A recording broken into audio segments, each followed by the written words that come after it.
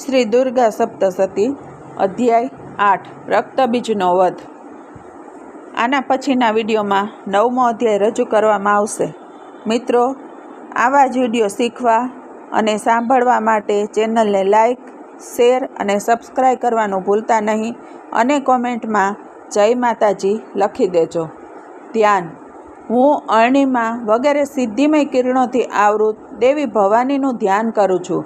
તેમના શરીરનો વર્ણ લાલ છે, તેમની આંખોમાં કરુણા લહેરાઈ રહી છે તથા તેમની ભુજામાં પાસ, અંકુશ, બાણ અને ધનુષ્ય શોભી રહ્યા છે। ઓમ। ઋષિ કહે છે, ચંડ અને મુંડ નામના દૈત્યોના માર્યા જવાથી તથા ઘણી બધી સેનાનો સંહાર થઈ જવાથી દૈત્યોના રાજા પ્રતાપી શુંભના મનમાં ઘણો ક્રોધ થયો અને તેણે દૈત્યોની સમસ્ત સેનાને યુદ્ધ માટે કૂચ કરવાની આજ્ઞા આપી। તે બોલ્યો, આજે ઉદાયુધ નામના 86 દૈત્ય સેનાપતિઓ પોતપોતાની સેનાઓ સાથે યુદ્ધ માટે પ્રસ્થાન કરે। કંબુ નામના દૈત્યોના 84 સેનાનાયકો પોતપોતાની સેનાઓ સાથે ઘેરાયેલા રહીને પ્રસ્થાન કરે। કોટિવીર્ય કુળના 50 અને ધૌમ્રકુળના 100 અસુર સેનાપતિઓ મારી આજ્ઞાથી પોતપોતાની સેનાઓ સાથે કૂચ કરે। કાલક, દોહાર્દ, મૌર્ય અને કાલકેય અસુરો પણ યુદ્ધ માટે તૈયાર થઈને મારી આજ્ઞાથી તરત જ પ્રસ્થાન કરે। ભયાનક શાસન કરનારા દૈત્યરાજ શુંભે આ પ્રમાણે આજ્ઞાઓ આપીને હજારો મોટી મોટી સેનાઓ સાથે યુદ્ધ માટે પ્રસ્થાન કર્યું। તેની અત્યંત ભયંકર સેનાને આવતી જોઈને દેવી ચંડિકાએ પોતાના ધનુષ્યના ટંકારવથી પૃથ્વી અને આકાશની વચ્ચેનો ભાગ ગુંજાવી દીધો। હે રાજન! ત્યારબાદ દેવીના સિંહે પણ ઘણા જોર જોરથી ત્રાળો પાડવાનું શરૂ કર્યું અને એ પછી દેવી અંબિકાએ ઘંટારવ કરીને તે ધ્વનિને વિશેષપણે વધારી મૂક્યો। ધનુષ્યનો ટંકારવ, સિંહની ત્રાડો અને ઘંટારવથી સમસ્ત દિશાઓ ગુંજી ઉઠી।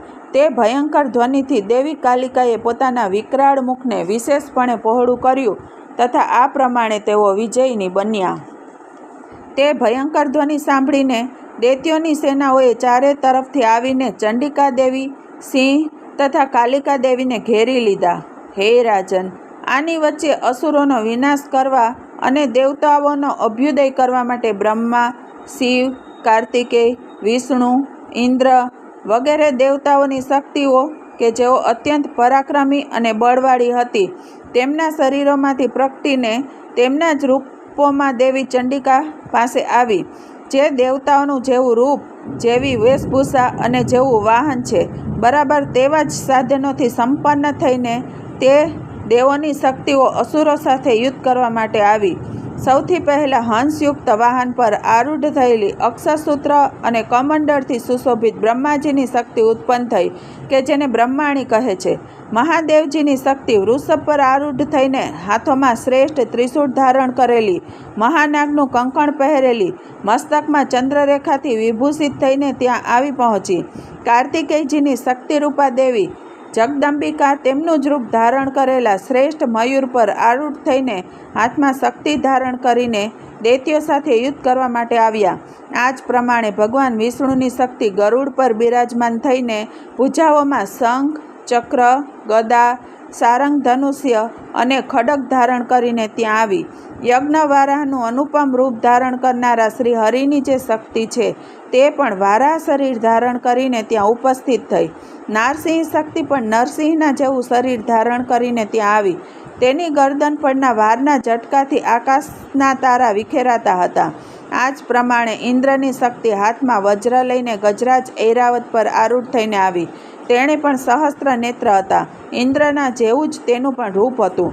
ત્યારબાદ તે દેવ શક્તિઓથી ઘેરાયેલા મહાદેવજીએ દેવી ચંડિકાને કહ્યું, મારી પ્રસન્નતા ખાતર તમે સત્વરે આ અસુરોનો સંહાર કરો। ત્યારે દેવીના શરીરમાંથી અત્યંત ભયાનક અને પરમ ઉગ્ર ચંડિકા શક્તિ પ્રગટ થઈ, જે સેકંડો ગીધડાઓની જેમ અવાજ કરતી રહી હતી। તે અપરાજિતા દેવીએ ધુમાંડિયા રંગની જટાવાળા મહાદેવજીને કહ્યું, હે ભગવાન, તમે દૂત બનીને શુંભ અને નિશુંભ પાસે જાઓ અને તે અત્યંત ઘમંડી દાનવો શુંભ અને નિશુંભ બંનેને કહો તથા સાથોસાથ તેમના સિવાય પણ જે દાનવો યુદ્ધ કરવા માટે ત્યાં ઉપસ્થિત હોય તેમને પણ આ સંદેશો કહી સંભળાવો કે હે દૈત્યો, જો તમે જીવતા રહેવા ઈચ્છતા હો તો પાતાળમાં પાછા જાઓ કે જેથી ઇન્દ્રને ત્રણેય લોકનું રાજ્ય પરત મળી જાય અને દેવતાઓ ફરી પાછા યજ્ઞભાગનો ઉપભોગ કરતા થાય. અને જો તમે બળના ઘમંડમાં આવીને યુદ્ધ કરવા ઈચ્છતા હો તો આવો, કે જેથી મારી સેવાઓ તમારા કાચા માંસથી તૃપ્ત થાય. જોકે તે દેવીએ ભગવાન શિવને દૂતનું કાર્ય કરવા નિયુક્ત કર્યા હતા, તેથી તે શિવદૂતીના નામે સંસારમાં પ્રખ્યાત થયા. તે મહાદૈત્યો પણ ભગવાન શિવના મુખેથી દેવીના વચનો સાંભળીને ક્રોધે ભરાયા અને જ્યાં દેવી કાત્યાયની વિરાજમાન હતા તે તરફ આગળ વધ્યા. ત્યારબાદ દૈત્યો રોષે ભરાઈને પોતે જ પહેલાં દેવી ઉપર બાણો, શક્તિઓ, વૃષ્ટિઓ વગેરે આયુધોની વૃષ્ટિ કરવા લાગ્યા. ત્યારે દેવીએ પણ રમતમાં જ ધનુષ્યનો ટંકાર કર્યો અને તેનાથી છોડેલા મોટા મોટા બાણો વડે દૈત્યોએ ચલાવેલા બાણો, શૂળો, શક્તિઓ અને પરશુઓને કાપી નાખ્યા. એ પછી દેવી કાલિકા તેમની આગળ થઈને શૂળના પ્રહારોથી શત્રુઓને ચીરી નાખવા લાગ્યા અને ખટવાકથી તેમનો કચ્ચર ઘાણ કાઢતા રણભૂમિમાં વિચરવા લાગ્યા. દેવી બ્રહ્માણી પણ જે તરફ ધસતા હતા ત્યાં પોતાનું કમંડળનું જળ છાંટીને શત્રુઓના તેજ અને પરાક્રમને નષ્ટ કરી દેતા હતા. તો માહેશ્વરીએ ત્રિશૂળથી અને વૈષ્ણવીએ ચક્રથી તથા અત્યંત ક્રોધે ભરાયેલી કુમાર કાર્તિકેયની શક્તિએ દૈત્યોનો સંહાર કરવાનું આરંભી દીધું. ઇન્દ્રની શક્તિના વજ્રના પ્રહારોથી રહેસાઈ જઈને સેંકડો દૈત્યો, દાનવો લોહીની ધારાઓ વહાવતા ધરતી પર પટકાઈ પડ્યા. વારાહી શક્તિએ કેટલાય દૈત્યોને પોતાના માથાના પ્રહારોથી નષ્ટ કર્યા. દાંતોના અગ્રભાગ વડે કેટલાયની છાતી ચીરી નાખી અને કેટલાય દૈત્યો તેના ચક્રના પ્રહારોથી કપાઈને હેઠા પડ્યા.